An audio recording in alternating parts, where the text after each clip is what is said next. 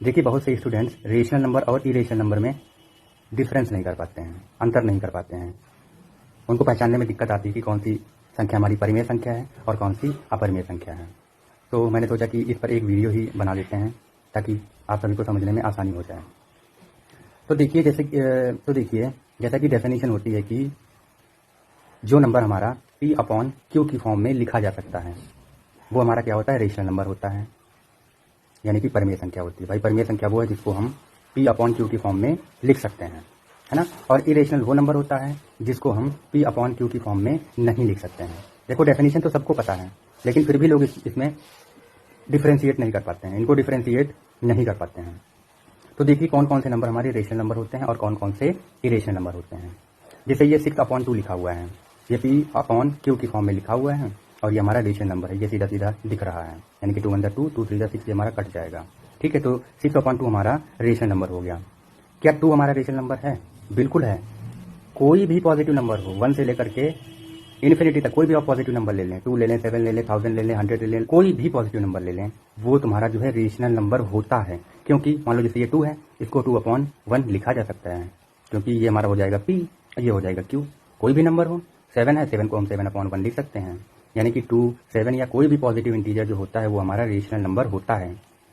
साथ साथ में कोई भी नेगेटिव नंबर, यानी कि नेगेटिव इंटीजर -1 से लेकर के -इन्फिनिटी तक अगर कोई भी नंबर हम उठा लें तो वो नंबर भी हमारा रेशनल नंबर की कैटेगरी में आता है। इस नंबर को भी हम क्या रेशनल नंबर कहेंगे, क्योंकि -5 को हम -5 अपॉन 1 लिख सकते हैं, क्योंकि अपॉन में 1 यानी कि डिनोमिनेटर में 1 अगर हमने लगा दिया तो उसका वैल्यू पर कोई फर्क नहीं पड़ता, वो वैल्यू उसकी वही रहती है। तो हमारा कोई भी पॉजिटिव नंबर, कोई भी नेगेटिव नंबर रेशनल नंबर होता है, और ये जो फ्रैक्शन होती है ये तो रेशनल नंबर होती ही होती हैं। और साथ साथ में ये भी आपको ध्यान रखना है कि 0 हमारा क्या है, ये भी रेशनल नंबर होता है, क्योंकि 0 को हम 0 अपॉन 1 लिख सकते हैं। 0 अपॉन 1 लिखने के बाद इसकी वैल्यू तो 0 ही रहेगी, यानी कि न्यूमरेटर में अगर 0 है तो पूरी फ्रैक्शन 0 हो जाती है। तो ये 0 को अगर हमने 0 अपॉन 1 लिख दिया तब भी ये हमारा क्या रहा, 0 का 0 ही रहा।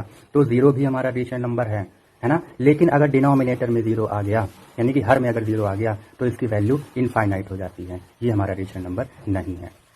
ठीक है, सारे के सारे पॉजिटिव इंटीजर यानी कि 1 से लेकर के इन्फिनिटी तक, सारे के सारे नेगेटिव इंटीजर यानी कि -1 से लेकर के -इन्फिनिटी तक, और साथ साथ में 0, ये सारे के सारे हमारे क्या हैं, रेशनल नंबर हैं। ठीक है, और इरेशनल नंबर वो नंबर होते हैं, देखिए इरेशनल नंबर को पहचानने का सबसे बढ़िया तरीका ये होता है कि एक लाइन आपको याद रखनी है।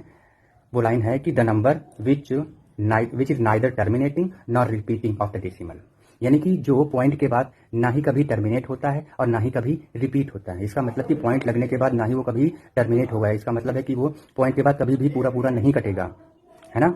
अब जैसे कि ये क्या है, ये लिखा हुआ है 12 अपॉन 5 लिखा हुआ है। ठीक है, तो इसको हम चलो पॉइंट के बाद चेक करते हैं। 5 से 12 को अगर हम डिवाइड करते हैं तो क्या होगा, 5 2 10 हो गया, 2 बचा, यहाँ पॉइंट लगाया, ये 20 हो गया, 5 4 20, है ना, ये 2.4 हो गया, यानी कि इसके बाद ये नंबर जो है हमारा समाप्त हो रहा है। तो 12 अपॉन 5 कितना हो गया, 2.4। तो ये भी हमारा क्या होता है, इरेशनल नंबर नहीं होता है, क्योंकि इरेशनल नंबर वो नंबर होता है जो पॉइंट के बाद ना ही कभी पूरा पूरा कटेगा। जैसे कि पाई का वैल्यू होता है 3.14, और ये पॉइंट के बाद ये लगातार नंबर इसके चलते ही रहते हैं। आप कभी भी इसके लास्ट नंबर तक, पॉइंट के लास्ट डेसिमल तक आप नहीं पहुंचेंगे, चाहे जितना भी आप इसको डिवाइड करते चले जाएं। ये 3.14 आप इमेज में देख सकते हैं कि ये कभी भी जो है कंप्लीटली डिवाइड नहीं होगा, यानी कि वो नंबर जो कभी भी पॉइंट के बाद कंप्लीटली डिवाइड नहीं होता है, चाहे उसको हम जितना भी आगे हम डिवाइड करते चले जाएं, वो नंबर हमारा इरेशनल नंबर कहलाता है। तो इसके एग्जाम्पल हैं, ये पाई होता है, √2 √3 √5, या कोई भी तुम्हारा जो है ये अंडर रूट में जो जिनका अंडर रूट नहीं निकलता है पूरा, तो वो हमारे क्या हो जाते हैं, इरेशनल नंबर हो जाते हैं। और साथ साथ में आइलर नंबर जो होता है ये भी जो है 2.718 इसका वैल्यू होता है, ये भी हमारा जो है 718 वैल्यू नहीं होता, इसके बाद भी और कई नंबर होते होंगे जो हैं ये इन्फिनिटी तक नंबर चले जाते हैं। तो ये नंबर हमारे क्या हो जाते हैं, ये हमारे इरेशनल नंबर आ जाते हैं। ठीक है, अब अगर हम बात करें कि 1/3 क्या है, बताइए। 1/3 जो है इसको अगर हम कट करेंगे तो ये आएगा 0.3333, ये चलता ही रहेगा, यानी कि 0 के बाद ये 0 के पॉइंट के बाद ये 3 आ रहा है, लेकिन 3 बार बार रिपीट हो रहा है। तो इरेशनल नंबर कौन सा नंबर होता है, which is neither terminating nor repeating, यानी कि वो ना ही तो पॉइंट के बाद टर्मिनेट होगा ना ही रिपीट होगा, हमेशा जो है बदल बदल के नए नए नंबर आते जाएंगे। तो इस वजह से तुम्हारा 1/3 जो है ये रिपीट हो रहा है, तो ये तुम्हारा रेशनल नंबर हो जाएगा। या जैसे कोई नंबर है पॉइंट के बाद मान लो रिपीट हो रहा है 1 2 3 1 2 3 1 2 3, इस तरह से ये रिपीट होते जा रहे हैं, तो ये रिपीटिंग नंबर है।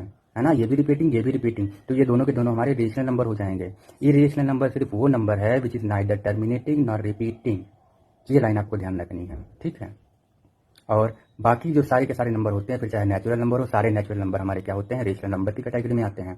यानी कि सारे नेचुरल नंबर हमारे रेशनल नंबर हैं। सारे इंटीजर, अगर हमने इंटीजर कह दिया तो इसका मतलब सारे के सारे पॉजिटिव इंटीजर, यानी कि पॉजिटिव नंबर, साथ में सारे के सारे नेगेटिव नंबर और जीरो भी, क्योंकि इंटीजर में तीनों आते हैं। तो every integer is a rational number.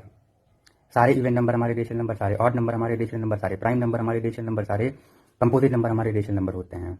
और इरेशनल नंबर सिर्फ वो नंबर होता है जो पॉइंट के बाद ना ही तो कभी पूरा पूरा कटेगा और ना ही वो पॉइंट के बाद रिपीट होता जाएगा, हमेशा बदल बदल के नए नए नंबर्स आते जाएंगे।